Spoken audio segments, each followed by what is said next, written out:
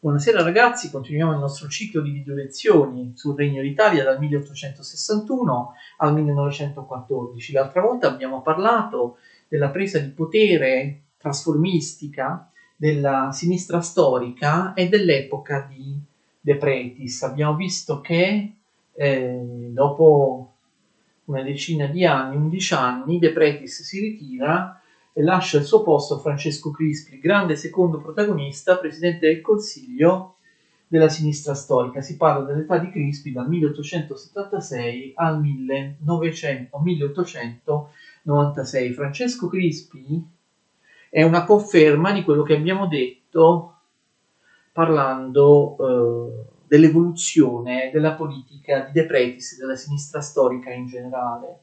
Una sinistra storica che con Crispi abbandona definitivamente le velleità di riforma, di riforme sociali, di riforme a favore delle classi meno abbienti. La vicenda anche umana, biografica di Crispi è un po' un simbolo della parabola di molte vite degli esponenti della sinistra storica. Pensate che Crispi, ne ho già parlato in lezioni precedenti, da giovane era un rivoluzionario, un radicale, un mazziniano. Era l'uomo a cui a Palermo Mazzini, che è l'uomo che era incaricato da Mazzini a Palermo di suscitare dei moti, delle rivoluzioni. Era un rivoluzionario di professione. Crispi a Palermo causò non so quante sommosse, moti popolari, quindi addirittura è un mazziniano, rivoluzionario, repubblicano, poi anche lui, come tanti tanti mazziniani, garibaldini, si erano spostati a destra, lui si era spostato fortemente a destra, aveva accettato la monarchia e anzi era un autoritario, va al potere e realizza proprio uno stato autoritario, e pensare che era un mazziniano. Crispi non era propriamente un conservatore, era un autoritario, sì, ma non propriamente un conservatore come i vecchi conservatori. Crispi credeva nella scienza, Crispi credeva nella modernizzazione, Crispi credeva che attraverso un governo autoritario si potessero anche aiutare in qualche modo i più deboli. Il suo mito, il suo punto di riferimento, non a caso era Bismarck, il cancelliere della Prussia, che era diventato il cancelliere dell'Italia unita, quindi pugno di ferro e regime poliziesco in Italia come Bismarck. Quindi vedete una sinistra storica che è decisamente più autoritaria, vedremo decisamente disposta a ridurre anche le libertà civili, le libertà dell'individuo ancor più della destra storica. Crispi in particolare odiava il movimento operaio socialista, che vedremo si fa sempre più sentire, e lo considerava proprio un pericolo per lo Stato, qualcosa di estraneo, proprio quello che avrebbe dovuto essere il patriottismo italiano. In realtà Crispi del suo iniziale giovanile mazzinianesimo qualcosa aveva mantenuto. L'idea che è tipica di Mazzini, l'idea per cui lo Stato fosse superiore all'individuo, per cui secondo Crispi l'individuo poteva essere davvero libero solo se obbediva allo Stato, solo che se in qualche modo si annullava, si faceva inglobare all'interno di un collettivo, di una patria, d'accordo, di una nazione. Crispi è fortemente autoritario. Crispi crea uno Stato sempre più autoritario, aumenta il potere dei prefetti, e proprio guida l'Italia in maniera poliziesca col potere dei prefetti. È anche vero che qualche riforma lui la fa anche nel senso del decentramento. Per esempio nel 1888 rende elettivi i presidenti delle province e i sindaci dei comuni. Vi ricordate che prima presidenti delle province e sindaci dei comuni erano nominati dal governo, invece adesso Crispi un minimo di decentramento amministrativo lo fa. Presidenti di province e sindaci vengono eletti dal popolo, applicando la stessa legge elettorale che espandeva il consenso anche alle amministrazioni comunali. Crispi non farà alcuna altra legge elettorale per aumentare ulteriormente il suffragio. Veniva quindi eletto un sindaco, un presidente della provincia, però di fatto la provincia dipendeva dall'autorità poliziesca militare del prefetto nominato da Crispi stesso e dal suo ministro all'interno. Però è significativo che accanto al prefetto che governava davvero la provincia imposto dal centro, dal governo, vi era comunque un'altra autorità, un'autorità civile, cioè un presidente della provincia democraticamente eletto dai cittadini. Crispi fa delle leggi in cui, a differenza proprio di tutta la tradizione della destra storica, ricordate Cavour che ha sempre promosso la centralità e i poteri del Parlamento, ma anche a differenza del suo predecessore De Pretis, leggi con cui viene diminuito il potere del Parlamento, cioè del legislativo, è aumentato molto il potere dell'esecutivo, del governo, cioè Crispi stesso. Sono tutte riforme di stampo autoritario, modellate su Bismarck e sulla Germania, in cui, ricordate, il Parlamento non aveva grosso potere, mentre il primo ministro e il Kaiser, l'imperatore, avevano un grande spazio, d'accordo? E quindi il codice penale, viene fatto il codice penale Zanardelli nel 1889, perché il ministro della giustizia si chiamava Zanardelli ed era uno sicuramente più a sinistra di Crispi. Il nuovo codice penale Zanardelli ha delle misure interessanti, significative. Per esempio viene abolita la pena di morte, tranne in alcuni casi particolari. Alcune pene vengono anche mitigate, però all'interno di questo codice penale aumenta molto il potere della polizia e delle forze armate, ciò che viene confermato nello stesso anno 1889 dalla nuova legge sulla pubblica sicurezza.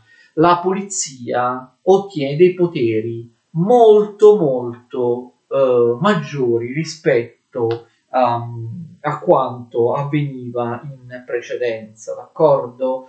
Tutte queste cose, insomma, in qualche modo autoritarie, Crispi le rivolge nei confronti delle masse popolari e dei partiti di massa o comunque dei movimenti di massa. Lui odiava i socialisti, d'accordo? Che cosa succede? Che nel 1892, ne abbiamo parlato nelle lezioni dedicate alla società di massa e al movimento operaio socialista in Europa, nasce il PSI, che inizialmente si chiama Partito Socialista dei Lavoratori Italiani, poi dall'anno successivo prende il nome di Partito Socialista Italiano, che mantenne a lungo, quindi lo chiamiamo PSI. Il PSI viene fondato a Genova, famoso congresso a Genova, da Filippo Turati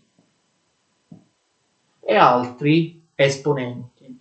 Crispi odia il Partito Socialista esattamente come, vi ricordate, in Germania Bismarck, che aveva da poco perso il potere, aveva odiato la SPD, il Partito Socialdemocratico Tedesco, l'aveva combattuto, l'aveva messo anche fuori legge. Il PSI prende i voti degli operai di fabbrica perché, cioè in realtà il PSI si costituisce sulla base di piccoli partiti socialisti operai preesistenti, tra cui uno, vi ricordate, Andrea Costa, il primo socialista eletto nel Parlamento, tra cui uno, il Partito Socialista Romagnolo di Andrea Costa, o tanti altri partiti o associazioni però di tipo locale. Adesso invece un partito strutturato a livello nazionale che ha subito molto successo, attira non solo i voti dei proletari, ma anche quelli di molti intellettuali, di molti anche importanti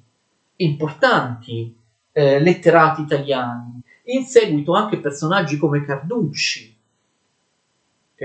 oppure Pascoli voteranno per il Partito Socialista, o anche De Amicis dopo essersi pentito di aver scritto il libro Cuore, perché il Partito Socialista favoriva gli interessi degli operai del proletariato di fabbrica, ma lottava anche per la libertà degli intellettuali, degli artisti, degli scrittori, difendeva la loro libertà di stampa, combatteva contro la censura nei confronti degli scrittori e degli intellettuali. Quindi c'era anche parte del mondo intellettuale, artistico, letterario che votava per il Partito Socialista e comunque ebbe subito successo in tutta Italia. Prendeva pochi seggi in Parlamento perché, vi ricordate, il sistema uninominale maggioritario lo sfavoriva al Partito Socialista. Il Partito Socialista ha dei giornali molto pregevoli, come Critica Sociale, diretto da Turati, che nasce prima della fondazione del partito, oppure il giornale Avanti, che arriva, il giornale ufficiale, l'organo ufficiale, il giornale del Partito Socialista, che arriverà a vendere moltissime copie, era un giornale proprio vendutissimo in Italia, d'accordo? Attorno al Partito Socialista si sviluppano tante associazioni collaterali del movimento operaio, tantissime. Per esempio nel 91, ancora prima del Partito Socialista, viene fondata la Camera del Lavoro di Milano. Le Camere del Lavoro socialiste diffuse in tutta Italia cercheranno di proteggere in tutti i modi e di aiutare le persone, i soggetti marginali e più deboli del lavoro, per esempio i bambini, le donne, i soggetti proprio più deboli. Il Partito Socialista ha una storia gloriosa da questo punto di vista, aiuta davvero i poveri, non soltanto astrattamente. Turati era un riformista. Vengono fondate le case del popolo, nelle case del popolo si insegna gratuitamente a scrivere, a leggere agli operai che magari escono dopo turni massacranti dalle industrie, alle 10, alle 11 di sera vanno nella casa del popolo per imparare a scrivere, si insegna a scrivere e a leggere ai figli degli operai che magari hanno difficoltà ad andare a scuola, magari nei paesini dove le scuole, vi ricordate, non ci sono, non funzionano, le case del popolo, vengono fondate delle biblioteche aperte a tutti. Il Partito Socialista Crispi non lo sopporta perché sembra essere uno Stato nello Stato che fa attività assistenziali, attività di mutuo soccorso, attività di educazione nei confronti dei più deboli.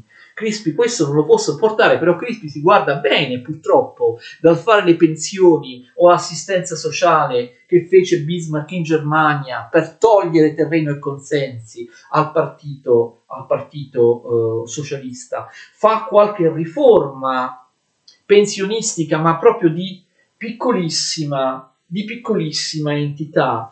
Crispi tratta il Partito Socialista come un problema esclusivamente di ordine pubblico. Ora, è sicuramente vero che il Partito Socialista promuoveva scioperi anche illegali, manifestazioni, violenze, tumulti e così via, però era l'espressione di un vero disagio sociale da parte di operai, ma anche contadini che venivano sfruttati, d'accordo? Che volevano delle risposte, invece ci fu solo una risposta in termini di repressione.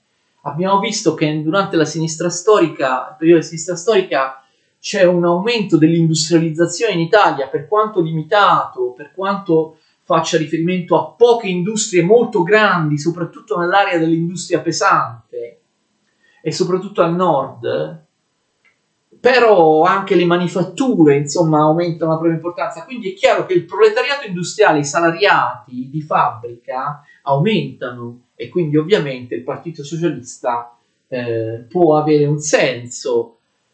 In precedenza, cioè prima degli anni '80, il movimento operaio e socialista in Italia era poco sviluppato, molto meno sviluppato che in altri paesi europei, per il semplice motivo che l'industrializzazione era scarsissima, gli operai erano pochissimi, quindi erano più diffuse le idee dei mazziniani oppure degli anarchici. A partire dagli anni '80 invece i socialisti marxisti spazzano via l'influenza dei mazziniani e degli anarchici all'interno della classe operaia e si impongono loro, d'accordo? Crispi usa il pugno di ferro contro le manifestazioni dei socialisti, contro le manifestazioni dei socialisti. Lui arriverà, come ha fatto Bismarck, a partire dalle leggi del 1894, a fare delle leggi antisocialiste che perseguitavano e rendevano addirittura illegale il Partito Socialista in molti casi, ma come Bismarck non riuscì in nessun modo a fermare l'ascesa del PSI, i voti, i consensi ma anche i moti, le manifestazioni del Partito Socialista. Quindi in Italia la situazione si fa pesante, ci sono sempre più rivolte di tipo sociale, non solo dirette dal Partito Socialista, ma a volte anche spontanee. La situazione economica peggiora in Italia, peggiorerà negli anni 80, ma ancora di più negli anni 90. Crispi si oppone in tutti i modi, in maniera durissima e poliziesca, al partito socialista, d'accordo? Cosa fa poi Crispi?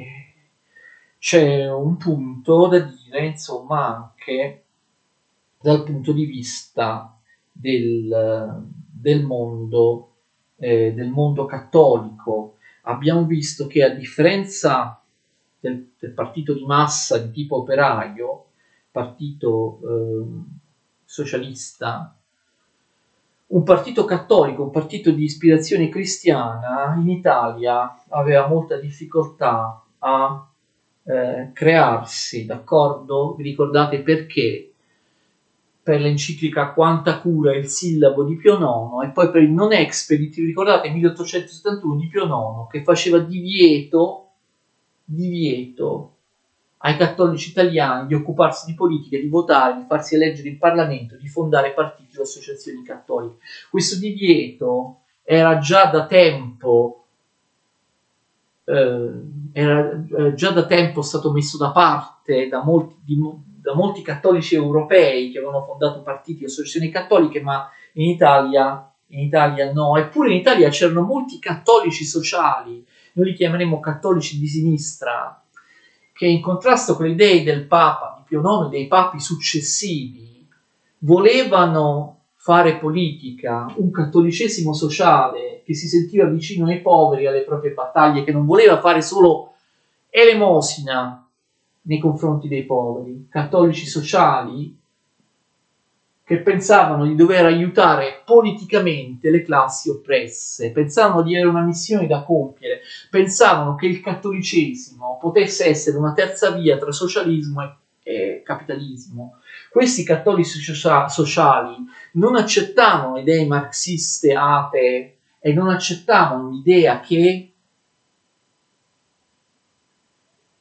il proletariato dovesse essere privilegiato nel fare la rivoluzione. Si rivolgevano spesso ai contadini che erano cattolici, avrebbero votato per un partito cattolico che non esisteva. Loro erano interclassisti, questi cattolici sociali pensavano di poter, magari anche senza violenza, aiutare i contadini o i poveri a ottenere, comunque a lottare per i loro diritti e a fare degli accordi con i padroni. Pensavano che il cattolicesimo potesse essere speso anche in politica. I tradizionali valori della Chiesa cattolica, solidarietà, soccorso, fraternità, potessero essere un'alternativa, attenzione, sia al socialismo che i cattolici sociali non accettavano, ma anche, attenzione, all'individualismo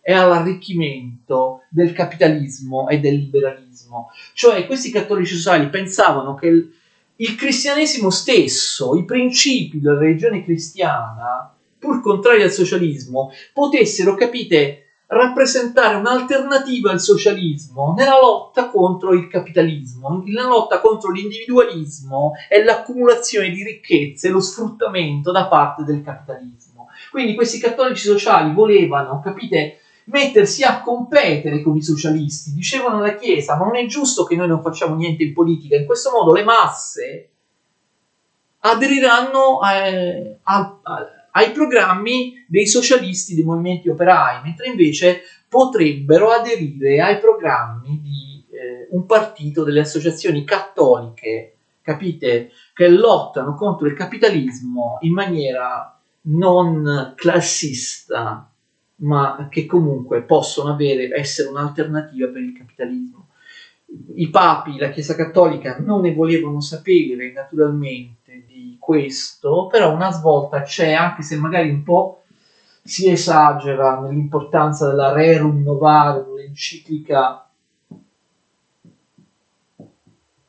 di Leone XIII nel 1891, di cui ho già parlato in parte parlando dei partiti di massa e della difficoltà appunto in Italia di formare un partito di massa di ispirazione cristiana. Non importa, lo ripetiamo, molto importante. La Rerum Novarum dopo pochi decenni diventò qualcosa di superato, però all'epoca fu dai cattolici stessi visto quasi come una rivoluzione. Per la prima volta un papa dedicava un'enciclica alla questione sociale. La Chiesa si è sempre disinteressata finora della questione sociale, in particolare proprio agli operai. La Rerum Novarum parlava degli operai, diceva che questa proprio fu vista come una rivoluzione, che insomma i cattolici potevano aiutare gli operai, in ogni caso la Chiesa cattolica non era insensibile allo sfruttamento degli operai e sosteneva che gli operai avevano diritto a reclamare condizioni di lavoro eque,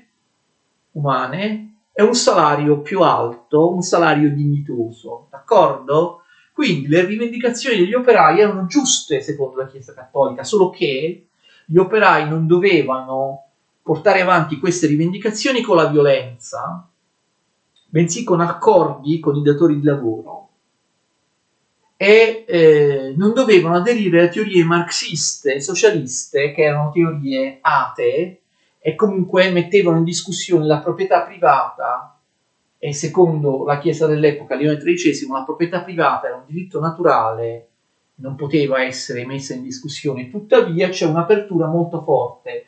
Viene ammesso che nei nuovi sviluppi dell'economia, nella rivoluzione industriale, c'è una classe di esseri umani che viene sfruttata ingiustamente, che ha diritto, capite, di reclamare i propri diritti, un salario migliore e così via, che quindi anche i cattolici possono impegnarsi in qualche modo per migliorare le condizioni della classe operaia.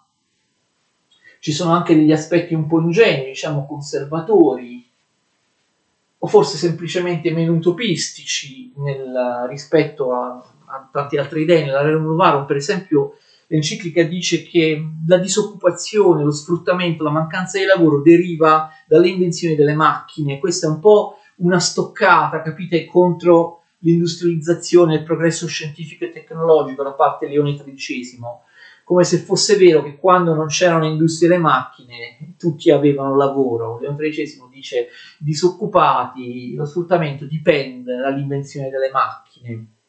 Va bene, comunque molto importante la Rerum Novarum. Poi Leone XIII, basandosi sul tradizionale realismo cristiano, dice che in ogni caso si può agire politicamente per migliorare le condizioni materiali, cioè ammette che la Chiesa non deve occuparsi soltanto della salvezza delle anime, della fede, ma anche delle condizioni materiali salariali delle classi sfruttate, che sono appunto sfruttate.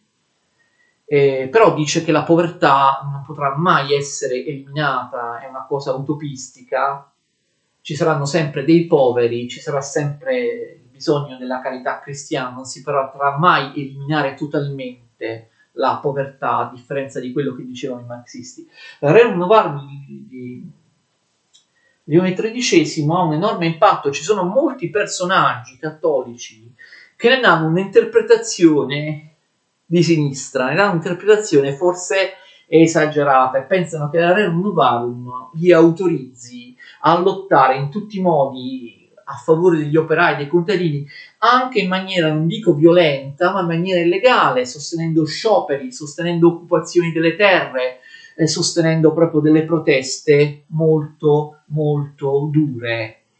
Ma Leone XIII, ma soprattutto i papi che vennero dopo di lui, non furono d'accordo con questa interpretazione molto di sinistra, molto aperta della Rerum Novarum, d'accordo? Si formarono delle associazioni cattoliche, ma queste non furono viste molto bene. Si formò l'Opera dei Congressi, che prima era conservatrice, poi si spostò a sinistra e quindi fu sciolta. Un sacerdote come Toniolo iniziò a parlare del concetto di democrazia cristiana, d'accordo, di una solidarietà, di una fratellanza tra i lavoratori basata sulle dottrine del cristianesimo. Il pensiero di Toniolo fu poi portato avanti da un altro sacerdote, Romolo Murri, molto importante, e diede anche lui un'interpretazione molto di sinistra della Rerum Novarum e pensò di poter lottare insieme ai lavoratori. Lui era un cattolico di sinistra, volle fondare proprio un movimento che poi non fu fondato ufficialmente, che si chiama Democrazia Cristiana. L'espressione deriva da Toniolo.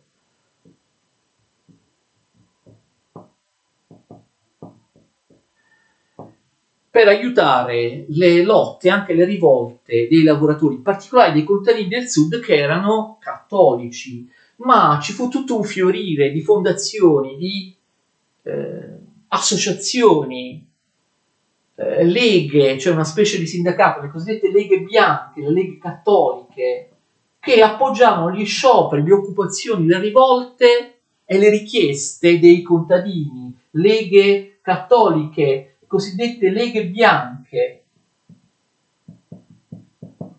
che si schierarono esplicitamente a favore appunto delle lotte dei contadini. Tutte queste associazioni, questi tentativi da parte dei cattolici di entrare direttamente in politica a favore delle classi subalterne furono però sempre condannate dalla Chiesa cattolica. Attenzione, Romolo Murri viene sospeso a divinis nel 1907 e poi verrà scomunicato nel 1909 per l'intervento della Chiesa cattolica. La democrazia cristiana che lui voleva non poté nascere.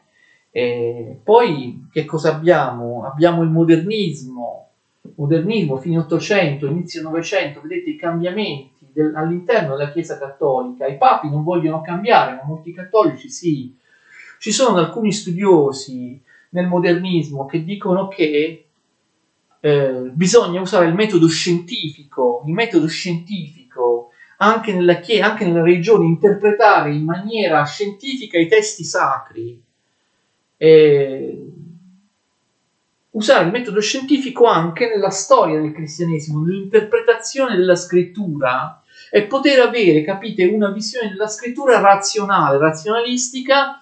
Magari ognuno può avere la propria interpretazione in base alla propria coscienza e non subire passivamente l'interpretazione della Chiesa, ok? Queste teorie, poi il modernismo, molti modernisti volevano applicare alla vita cristiana anche certe teorie scientifiche, quella di Darwin e così via. I modernisti furono durissimamente condannati dalla Chiesa cattolica, sempre arroccata su posizioni molto conservatrici. Pio X, nell'enciclica Pascendi del 1907, condanna duramente il modernismo. Vedete come è difficile in Italia, ma in generale difficile all'interno della Chiesa cattolica, assumere posizioni più progressiste, più moderne, più sociali e più anche impegnate in politica. Eppure i contadini cattolici, aiutati a volte da preti, da cattolici di sinistra che non erano d'accordo con i papi, con la Chiesa cattolica, si ribellarono anche loro. Questo successe quando, attenzione, nel 92-93, per un breve periodo Crispi fu costretto a lasciare il potere ad un giovane Giovanni Giolitti. Giolitti governa nel 92-93, Giolitti poi avrà un ruolo enorme nel seguito della storia italiana, vedremo. Cosa succede? Giolitti deve dimettersi anche perché travolto dallo scandalo della Banca Romana, uno dei tanti episodi di corruzione di un'Italia che sta diventando sempre più clientelare, sempre più corrotta. La Banca Romana, sapete che cosa faceva? Finanziava illegalmente i politici, dava dei finanziamenti illegali sotto banco a politici, ma anche ad imprenditori. Quando iniziò a essere scoperta, iniziò a corrompere anche i giornalisti che indagavano sui fatti della Banca Romana. e quindi era proprio una banca corrotta che dava soldi sotto banco, fuori bilancio. Come faceva ad avere questi soldi sotto banco, fuori bilancio, con cui corrompeva tutti la banca romana? Stampava di nascosto banconote in eccesso, stampava banconote che non avrebbe dovuto stampare. Sembra un po' la casa di carta, no? Cioè stampavano più banconote del consentito duplicando i numeri di serie. Una stessa banconota con lo stesso numero di serie la stampavano 2 volte, così avevano carta moneta in eccesso. Allora, Giolitti, non c'erano prove che Giolitti fosse coinvolto nella corruzione della banca romana e che avesse preso soldi, però molti amici di Giolitti erano coinvolti, quindi i sospetti finirono anche su Giolitti e Giolitti dovette dimettersi, quindi lo scandalo della banca,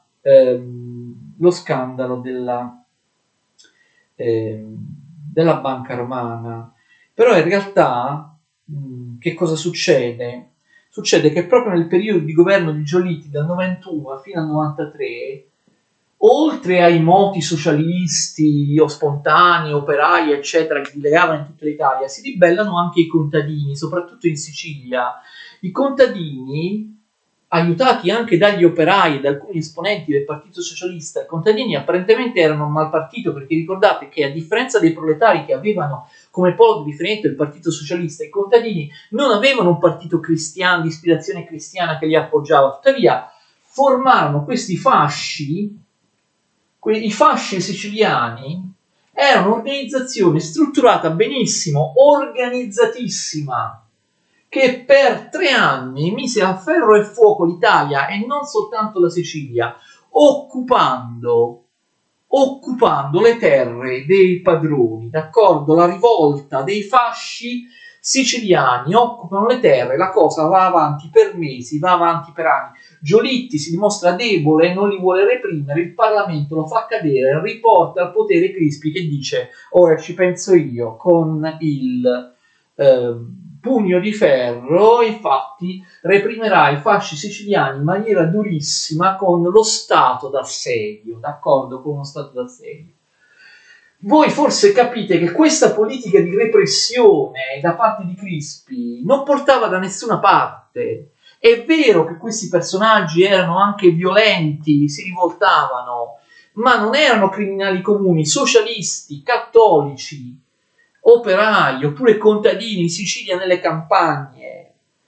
Vivevano uno sfruttamento, una miseria nera, cioè bisognava prendere pure dei provvedimenti, fare qualcosa per loro. E invece Crispi usa soltanto la repressione, li considera solo un problema di ordine pubblico. Però attenzione, c'è qualcuno in Parlamento, in particolare lo stesso Giovanni Giolitti, ma anche altri, che iniziano a pensare di poter invece trattare con il Partito Socialista oppure con queste organizzazioni nelle campagne, però soprattutto con gli operai e con il Partito Socialista, di farne, a differenza di Crispi che considerava Turati il Partito Socialista soltanto una massa di criminali da reprimere, criminali comuni, con cui c'era solo la repressione, molti altri, tra cui Giolitti e altri in Parlamento, liberali di sinistra, veri liberali di sinistra, non come Crispi, iniziavano a pensare ad un accordo col Partito Socialista, iniziavano a pensare al Partito Socialista come un interlocutore con cui si poteva trattare anche in Parlamento, fare degli accordi. C'era sempre una spinta per l'allargamento del consenso, per il suffragio universale. Quando sarebbe stato dato il suffragio universale, moltissimi socialisti sarebbero entrati in Parlamento, non li si poteva più reprimere soltanto. Il discorso di Giolitti Altri, che tra l'altro il Partito Socialista ben presto diventò attrazione riformista. Ricordate la differenza tra riformisti e massimalisti o rivoluzionari? L'abbiamo spiegata in un altro caso. Turati e la maggioranza del Partito Socialista era riformista, cioè sì, voleva la rivoluzione, esattamente come la parte che era andata in minoranza nel partito, la parte rivoluzionaria o massimalista, ma diceva la rivoluzione avverrà in seguito, nel frattempo noi siamo disposti a trattare, ad accordarci con i liberali per ottenere delle riforme, magari appoggiarli anche al governo per ottenere delle riforme. la lotta in tutta Europa per le 8 ore di lavoro, diminuire la giornata di lavoro a 8 ore, avere salari più alti, avere partecipazioni nelle decisioni delle aziende, delle industrie, avere migliori condizioni di lavoro. Cioè Turati non voleva soltanto la rivoluzione, certo Turati e la sua compagna russa Anna Kulishov facevano anche i rivoluzionari, suscitarono dei moti violenti, per esempio in Abruzzo, però Turati era disposto anche a entrare in Parlamento, a sedersi a un tavolo e a ottenere insieme ai liberali delle riforme democratiche approvate dal governo. Attenzione, quindi molti iniziano a pensare, a differenza di Crispi, che non si può andare avanti così, reprimendo mezza Italia che per via della miseria, delle condizioni di lavoro, si sta ribellando, d'accordo? Una situazione, insomma, sempre più accesa in Italia, sempre più ingestibile, con tumulti, rivolte, rivoluzioni dappertutto. Questo raggiungerà, come vedremo nella prossima lezione, il proprio acme a partire dal 96, quando in Italia ci sarà il caos, veramente succederà un po' di tutto, la situazione rischierà di diventare incontrollabile. Ad ogni modo, Crispi non cade sulla politica interna, ma sulla politica estera, in particolare sulla politica coloniale. Crispi, diciamo, il suo rapporto Crispi avrà una politica sempre fortemente anti-austriaca, cioè per lui la triplice alleanza, ne abbiamo già parlato, non era soltanto una cosa momentanea. Lui davvero condivideva la visione autoritaria degli austriaci e poi della Germania. Ricordate, la Germania, Bismarck erano i suoi esempi. Anche nei rapporti tra le varie potenze, Crispi favorì la Germania e persino l'Austria, il nemico naturale dell'Italia che possedeva le terre redente. Crispi si dimenticò completamente delle terre redente, addirittura represse duramente anche gli irredentisti, le rivolte degli irredentisti che volevano liberare Trento, Trieste, l'Istria. Per lui anche quegli irredentisti erano nemici, quindi come proprio dare le spalle al risorgimento italiano. Ormai la vocazione nazionale dell'Italia con Crispi stava diventando vocazione nazionalistica. Era molto più importante conquistare colonie piuttosto che liberare Trento e Trieste. Quindi fa un'incredibile politica anti-austriaca, una politica filo-austriaca fuori dall'Austria e anti-francese. Ho già detto della guerra, vera e propria guerra doganale dei dazi tra Italia e Francia, che proprio rompono ogni rapporto per questioni di politica doganale. Crispi vuole rilanciare la conquista dell'Etiopia. L'Italia possedeva, ricordate, l'Eritrea, che era la costa dell'Etiopia. Dal 1894, attenzione, all'Italia fu data anche un pezzo di Somalia, quindi attenzione, l'Eritrea, però l'Italia possiede anche una seconda colonia, anche qui non deve combattere come ha fatto con l'Eritrea per conquistare. Vedremo cosa succede quando l'Italia deve combattere, vedremo tra poco, per conquistare i territori coloniali. Si mette d'accordo con Francia e Gran Bretagna, auspice la Germania che aiuta diplomaticamente l'Italia. La Somalia viene divisa in 3 parti: Somalia britannica, Somalia francese e Somalia italiana. La Somalia italiana è la più grande, però attenzione, è un pezzo di deserto, cioè Francia e Gran Bretagna hanno dato all'Italia nella spartizione il pezzo più grande della Somalia, però quello più arido, quello meno significativo. La Somalia britannica a nord è più piccola, la Somalia francese è ancora più piccola, corrisponde al territorio, all'attuale stato di Djibouti, d'accordo? Quindi, però, bisogna conquistare l'Etiopia. Che cosa fa Crispi? L'Etiopia veniva chiamata all'epoca anche Abissinia, è la stessa identica cosa. Re dell'Etiopia era un Negus. Negus significa re o imperatore. Negus, re dei re significa. Il Negus, cioè il re o l'imperatore dell'Abissinia, era Menelik. Allora Crispi cerca di fare degli accordi economici con Menelik, il re dell'Etiopia, ed arriva nel 1889, attenzione, a firmare con lui il trattato di Ucciali. L'Italia firma con l'Etiopia, che è uno dei pochissimi territori dell'Africa ancora indipendente, non ancora colonizzato, una potenza straniera. Le altre potenze straniere, ricordate il congresso di Berlino, hanno lasciato in qualche modo l'Etiopia all'Italia, ma l'Italia deve pur sempre conquistarla. Il trattato di Ucciali, nel trattato di Ucciali ci sarebbe scritto, secondo Crispi, che l'Etiopia è un protettorato italiano e quindi Menelik si sottomette agli italiani.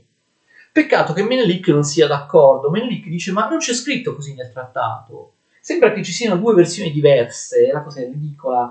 Nella versione italiana del trattato di Ucciali c'è scritto che l'Etiopia diventa un protettorato italiano. Menelik smentisce immediatamente questo dicendo che nella versione in lingua etiope non c'è scritto assolutamente questo e comunque lui non ha mai autorizzato la sua nazione a diventare un protettorato italiano, quindi è una brutta figura, è un errore da parte dell'Italia. L'Italia voleva in qualche modo diventare padrona dell'Etiopia in base a un testo tradotto male o falsificato, o comunque un testo che secondo gli italiani significa una cosa, secondo gli etiopi quella cosa non esiste.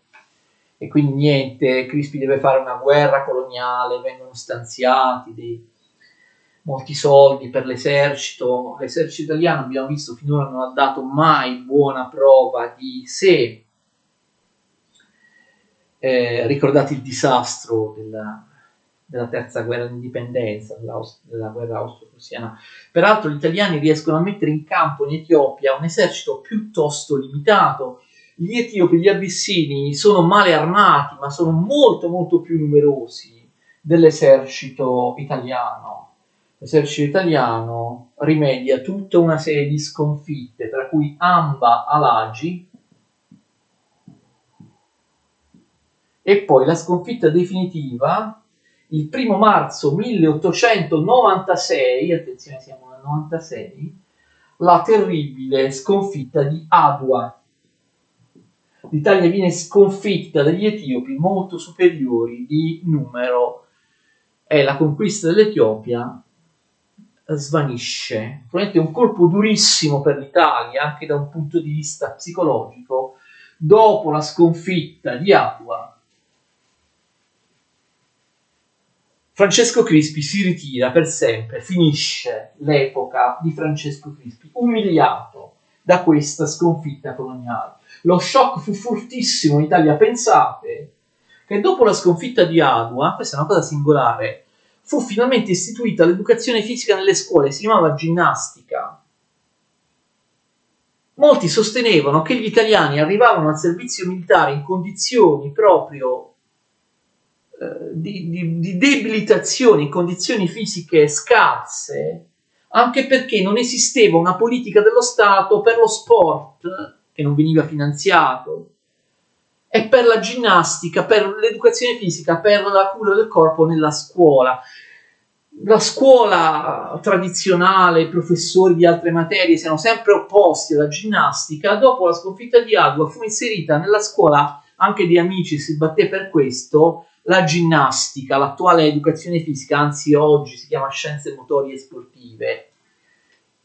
Certo, un po' di ginnastica nella scuola non poteva sopperire alla fame che i poveri italiani al servizio di leva mostravano, che li debilitava fisicamente.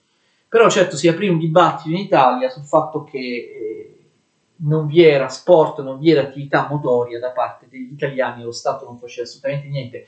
A differenza, vi ricordate che abbiamo parlato della nascita dello sport moderno in Gran Bretagna, a differenza di paesi come la Gran Bretagna, in cui tutti nelle scuole, nei college facevano sport, canottaggio, ogni tipo di sport. Lo sport era normale, era affiancato alle altre attività di studio, di educazione, anzi è stato detto che nei college di Oxford, Cambridge, lo sport, l'agonismo molto forte tra gli studenti era una sorta di preparazione alla guerra, anche da un punto di vista della mentalità.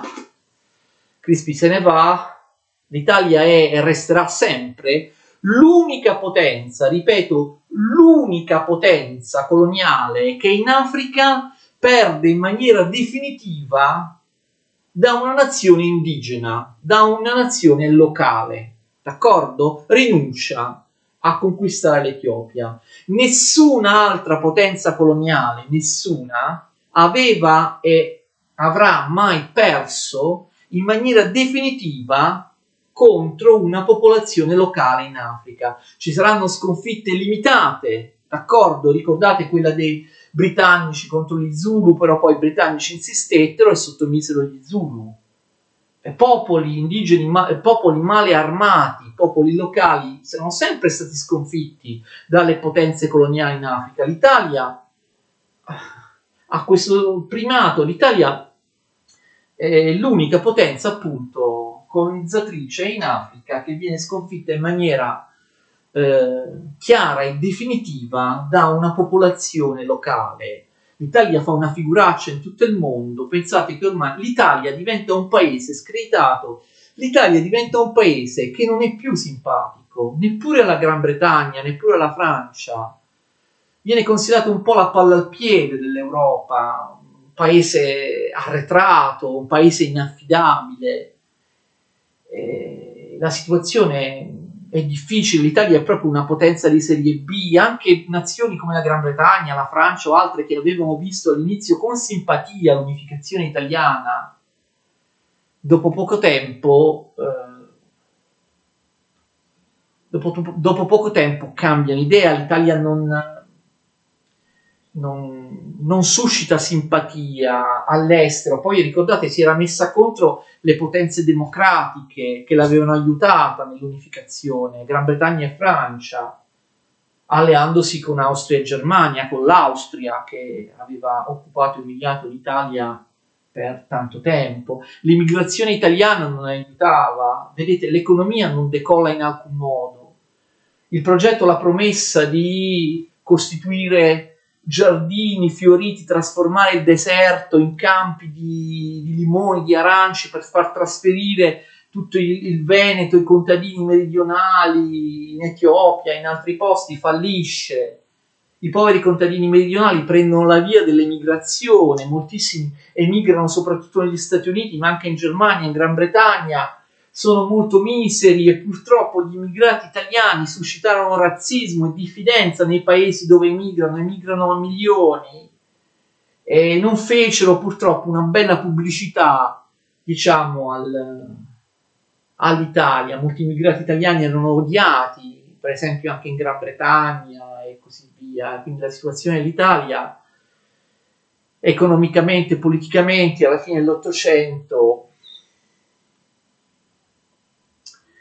è davvero triste, ma lo scontro sociale ancora più forte avverrà, come vedremo nella prossima lezione, a partire dal 1896.